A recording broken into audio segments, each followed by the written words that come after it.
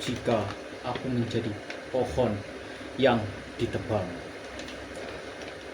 Bayangkan sebuah hutan hijau, tempat burung-burung bernyanyi dan udara segar menari di antara dedaunan.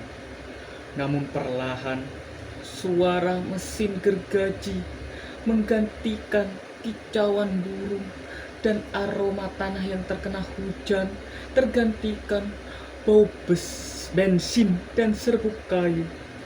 Jika aku menjadi pohon yang ditebang, aku ingin berteriak, bukan karena takut mati, tapi karena aku ingin manusia tahu aku pernah hidup, aku pernah memberi, dan aku pernah menjaga bumi ini tetap bernafas di tengah isu perubahan iklim dan deforestasi yang semakin mengkhawatirkan. Pohon bukan lagi sekedar makhluk hidup yang diam di pinggir jalan. Dia adalah paru-paru bumi, sumber kehidupan dan saksi bisu kerakusan para manusia. Aku tumbuh di tepian hutan dan di sekitar rumah Anda, para manusia. Sejak kecil aku menegakkan batangku tinggi-tinggi, meneduhkan semut, burung, dan para anak-anak kalian yang berlari di bawah rindangku. Aku menyerap karbon dioksida yang kalian hasilkan dan menghasilkan oksigen untuk membuat kalian bernafas, menjadi rumah bagi kehidupan yang tak terhitung jumlahnya. Namun suatu hari datanglah kalian para manusia. Mereka menandai batangku dengan cat putih, tanda ajal bagi pohon sepertiku ini. Ini untuk pembangunan, kata mereka. Tapi yang mereka sebut pembangunan seringkali berarti kehilangan bagi kami yang berakar di tanah ini. Menurut laporan Kementerian Lingkungan Hidup dan Kehutanan, tahun 2024 Indonesia kehilangan sekitar 650.000 hektar hutan setiap tahunnya akibat adanya penggundulan hutan, kebakaran, dan ahli fungsi lahan.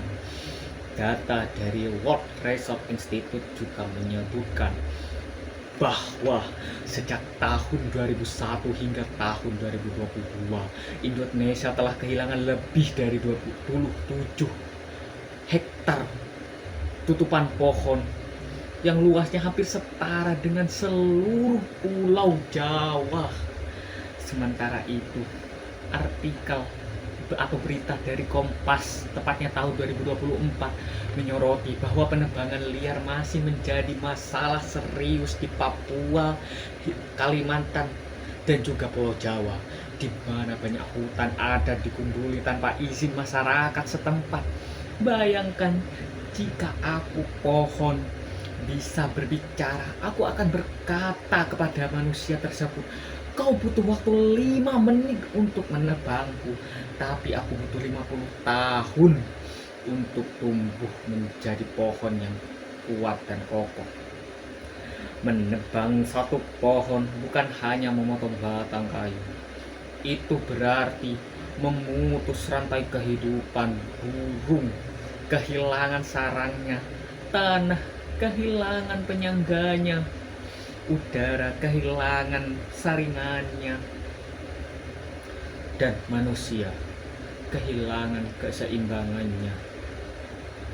Dari segi ekonomi memang sering, atau kami ini sering dijadikan alat industri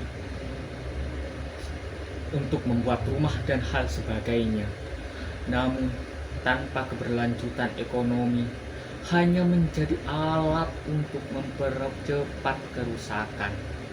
Sebaliknya, ada pula harapan di mana ada program seperti reboisasi, gerakan rehabilitasi, dan berbagai komunitas-komunitas yang lainnya untuk melindungi pohon seperti kami dan mengajak masyarakat setempat untuk menanam kembali harapan satu demi satu bibit ditanam. Pesan utama yang saya ambil dari menjadi pohon, jika aku menjadi pohon yang ditebang, aku ingin manusia mengerti setiap batang yang tumbang adalah pengingat bahwa kita menebang sebagian dari kehidupan kita itu sendiri. Kini aku sudah tumbang, tapi sebelum aku benar-benar menjadi abu, aku ingin meninggalkan pesan kepada kalian para manusia. Jangan biarkan anak cucumu hidup di dunia tanpa adanya pohon, yang dimana udara tidak segar dan tidak ada tempat naungan. Dan juga aku ingin menyampaikan pesan sebagai pohon. Aku memberi kalian kehidupan, tapi ini balasan kalian kepadaku. Sekian dari saya, kurang lebihnya saya mohon maaf. Wassalamualaikum warahmatullahi wabarakatuh.